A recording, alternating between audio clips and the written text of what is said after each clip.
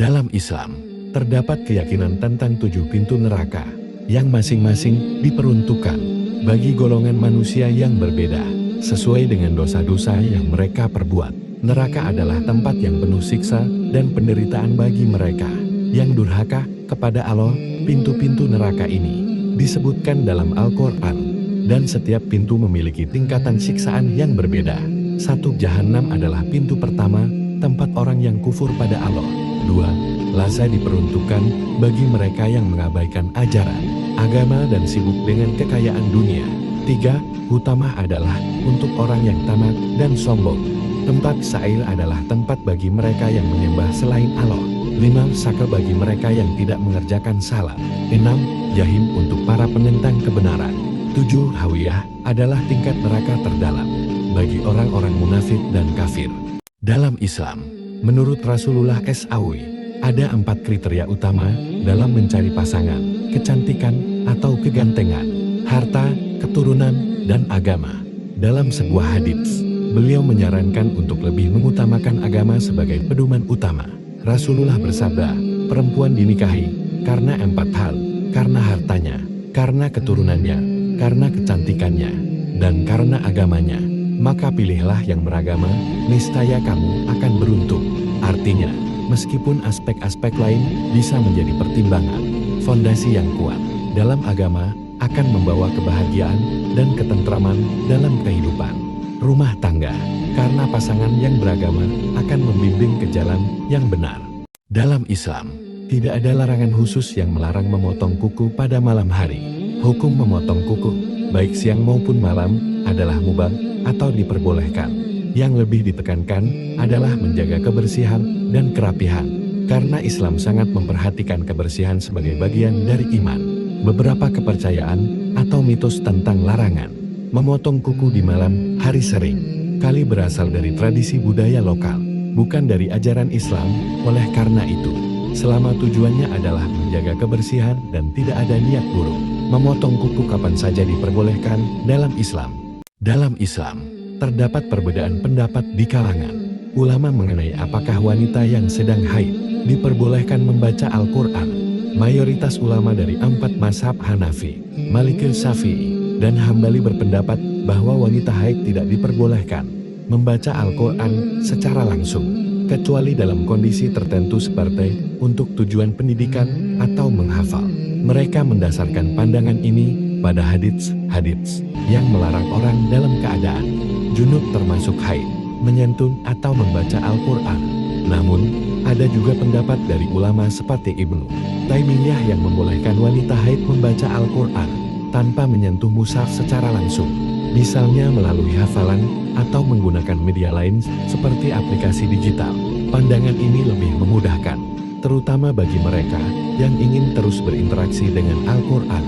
Dalam Islam, mimpi memiliki 3 sumber utama: mimpi dari Allah, mimpi dari setan, dan mimpi yang berasal dari pikiran atau perasaan pribadi.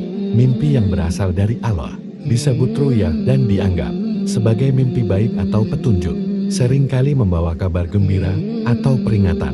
Mimpi dari setan dikenal sebagai hul, yang bertujuan menakuti atau menyesatkan manusia.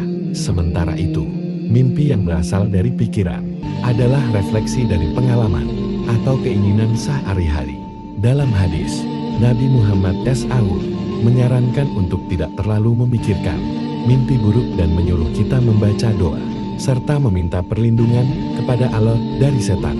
Dalam Islam, Allah SWT melarang umat Islam berjudi karena beberapa alasan penting yang berkaitan dengan kemaslahatan individu dan masyarakat.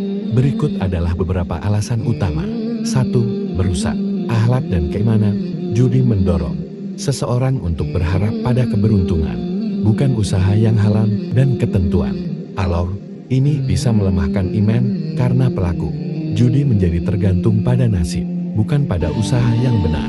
2. Mengandung unsur ketidakpastian dan bahaya.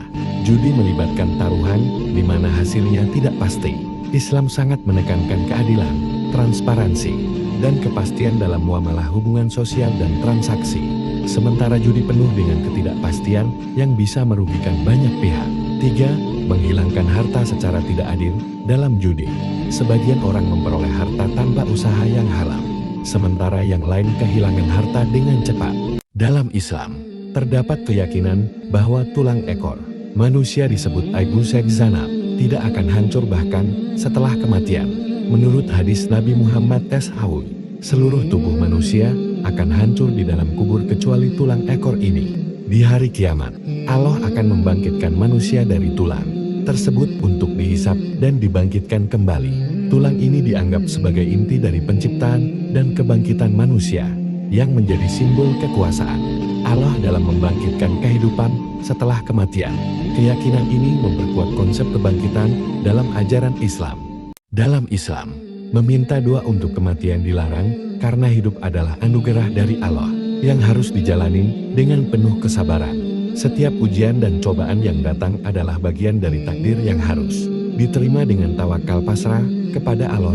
Rasulullah SAW mengajarkan bahwa jika seseorang merasa kesulitan, ia hendaknya tidak meminta kematian, melainkan memohon kekuatan kepada Allah untuk menghadapi ujian tersebut. Karena hanya Allah yang mengetahui apa yang terbaik untuk hambanya, dan kematian serta kehidupan adalah urusan yang hanya berada di tangannya. Dalam Islam, hari Minggu, seperti hari-hari lainnya dalam Islam, tidak memiliki keutamaan khusus yang disebutkan dalam Al-Quran atau hadis. Namun, Islam mengajarkan bahwa setiap hari adalah kesempatan bagi umat untuk beribadah dan memperbaiki diri.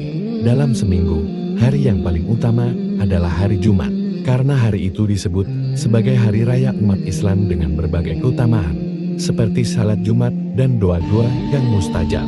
Meskipun demikian, umat Islam didorong untuk selalu melakukan amal kebaikan setiap hari, termasuk pada hari Minggu, seperti membaca Al-Quran, berzikir, bersedekah, dan memperbanyak ibadah sunnah. Intinya, setiap hari adalah kesempatan untuk mendekatkan diri kepada Allah dan meningkatkan amal saleh.